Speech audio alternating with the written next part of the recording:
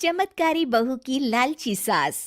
राजगढ़ की गौरी अपने माता पिता की इकलौती संतान थी। गौरी के पिता मेहनत कश किसान थे। वो सारा दिन खेतों में काम करते। गौरी अपनी माँ का किचन में हाथ बटाती। वो जंगल से लकड़ियाँ बीनती और माँ के चूल्हे में मदद करती। एक दिन वो जंगल में लकड़ी बीनने गई थी कि तभी उसे रोने की आवाज आती है।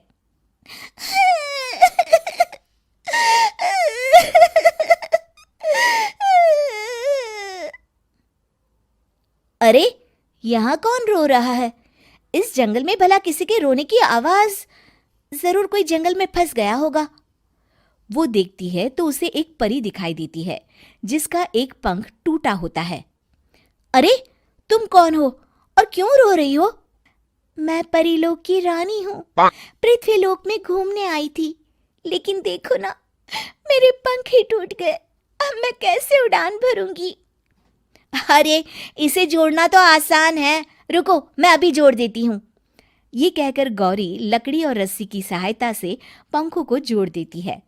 परी अपने जुड़े हुए पंखों को देखकर खुश हो जाती है और गौरी को वरदान देती है कि वो पूर्णिमा की रात किसी भी चीज को हाथ लगाएगी तो वो सोने की हो जाएगी। लेकिन गलती से अगर उसने किसी इंसान को छू लिया तो वो अगली पूर्णिमा तक सोने का ही रहेगा। गौरी घर आती है और सारी बात अपने माता पिता को बताती है।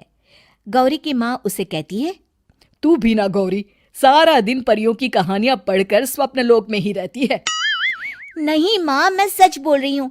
देखो, आज पूर्णिमा की रात है ना, इसलिए डर के मारे मैं कोई सामान भी नहीं छू रही हूँ। अच्छा, ऐसी बात है बिटिया रानी, तो जरा इस घड़े को हाथ लगा दे। गौरी घड़े को जैसे ही हाथ लगाती है वो सोने का हो जाता है। गौरी के माता पिता घड़े को देखकर हैरान रह जाते हैं।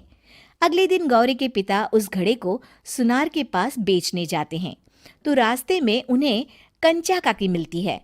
वो सोने का घड़ा देखकर गौरी के पिता से पूछती है, अरे गौरी के बापू, ये पीतल तो बड़ा चमक रहा है। अरे काकी, ये पीतल नहीं, सोना है, सोना।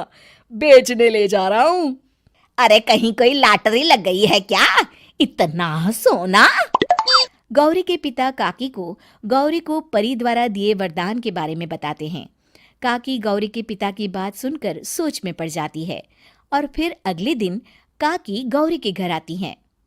गौरी के बापू, तुम्हारे लिए मैं एक खुशखबरी लाई हूँ। तभी गौरी की माँ पूछती है, क्या खुशखबरी है काकी? अरे, तुम्हारी बेटी का रिश्ता मैं अपने बेटे से करना चाहती हूँ। अरे, कब तक अपनी सयानी लड़की को घर पर बिठा कर रखोगी? हाँ, देखो काकी, मैं ऐसे ही व्यक्ति से अपनी बेटी की शादी कराऊंगा जो गौरी के वरदान से नहीं, उसके गुणों को समझे।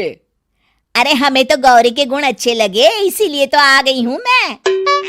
फिर गौरी के माँ बाप मान जाते हैं और उसकी शादी काकी के बेटे से हो जाती है। अगले दिन, अरे गौरी, कल पूर्णिमा की रात है।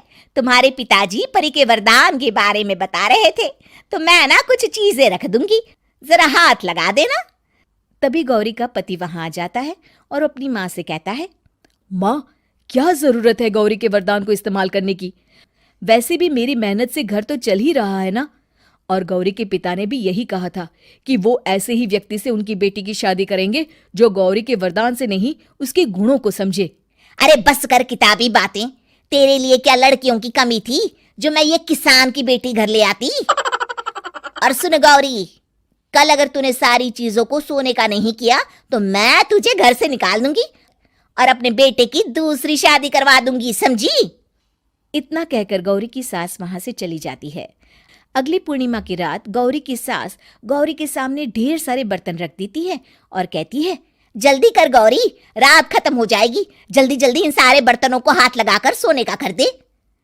गौरी करती भी तो क्या, वो जैसे ही एक छोटे से बर्तन को छूने वाली होती है कि उसकी सास भड़क जाती है।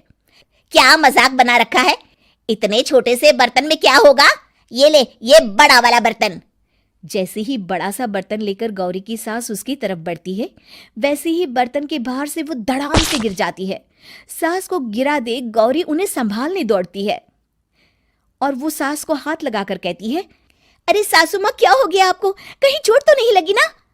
लेकिन जैसे ही वो हाथ सास से हटाती है तो देखती है कि उसकी सास सोने की हो गई है।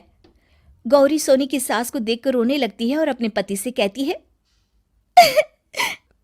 मुझे परी ने कहा था कि अगर मैं किसी इंसान को हाथ लगाती हूँ तो वो अगली पूर्णिमा तक सोने का ही रहेगा। अब मैं क्या करूँ? अरे करना क्या है, माँ को उठाकर अलमारी में रख दो। और हाँ, लालच का फल बुरा ही होता है। ज्यादा बड़े बर्तन को सोने का बनाने के चक्कर में माँ का ये हाल हुआ है। ये कहकर वो दोनों माँ की तरफ देखने लगते हैं।